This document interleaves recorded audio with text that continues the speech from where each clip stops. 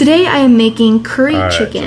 First off, I'm going to heat a tablespoon of olive oil and a small chopped onion in my skillet. And once that is sauteed for a few minutes, I'll add a tablespoon of garlic. And then I'm going to cut my 1 pound of chicken into little pieces. And I'll put that in the pan, and we're just going to lightly brown the chicken for about 3 minutes or so.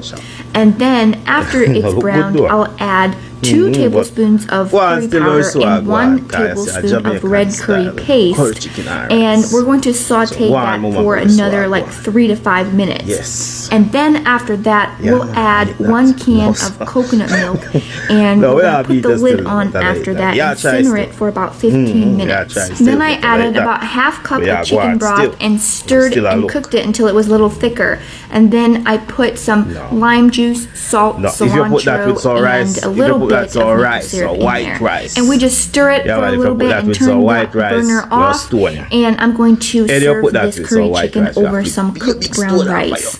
And it turned out pretty delicious. Here is the recipe. Big stone we have to go for you, man. Yard man style, man. That look